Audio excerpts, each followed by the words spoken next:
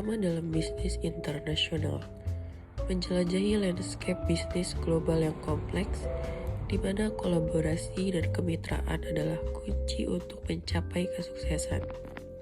Pengertian dan tujuan kerjasama internasional. Pengertian: kerjasama internasional melibatkan dua atau lebih entitas bisnis dari berbagai negara yang bekerja sama untuk mencapai tujuan bersama. Tujuannya bisa berupa pengembangan produk, akses pasar baru, pengurangan biaya produksi, atau pembagian resiko. Tujuannya itu untuk kerjasama internasional meningkatkan keuntungan dan daya saing di pasar global. Kerjasama dapat membuka akses sumber daya baru, teknologi, dan keahlian yang tidak tersedia secara lokal. Bentuk-bentuk kerjasama internasional. Inventor, perusahaan dari dua atau lebih negara membentuk entitas bisnis baru yang dimiliki bersama. Biasanya melibatkan investasi bersama dan pembagian keuntungan dan kerugian. Lisensi, perusahaan memberikan hak kepada perusahaan lain untuk menggunakan merek dagang, paten, teknologi, atau proses produksi mereka di negara lain. Franchising, perusahaan memberikan hak kepada perusahaan lain untuk menggunakan nama, sistem, dan prosedur bisnis negara lain. Franchisor memberikan pelatihan dan dukungan kepada franchise. Kerjasama strategis, perusahaan menjalin kemitraan jangka panjang untuk mencapai tujuan bisnis bersama tanpa pembentukan entitas bisnis baru. Fokusnya adalah pertukaran pengetahuan, teknologi, atau sumber daya. Manfaat kerjasama internasional bagi perusahaan. Yang pertama ada akses pasar, membuka pintu ke pasar baru dengan potensi pertumbuhan yang besar. Yang kedua, efisiensi biaya, mengurangi biaya produksi dengan memanfaatkan sumber daya dan keahlian dari negara lain. Yang ketiga, inovasi, meningkatkan inovasi dengan menggabungkan teknologi, keahlian, dan sumber daya dari berbagai negara. Yang keempat, penggunaan resiko, membagi resiko bisnis dengan mitra internasional menggunakan dampak kerugian. Tantangan dan strategi dalam kerjasama internasional. Tantangannya itu ada perbedaan budaya, regulasi, dan bahasa, resiko politik dan ekonomi, tantangan logistik dan manajemen.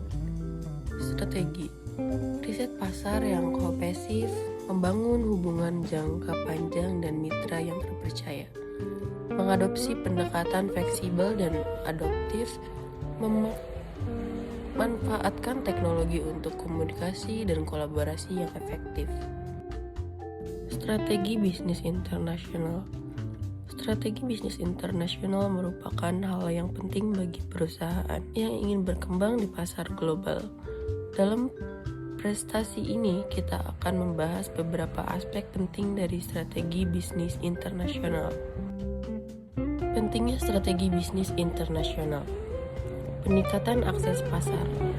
Membuka akses pasar baru yang lebih besar dan beragam, meningkatkan potensi penjualan dan keuntungan.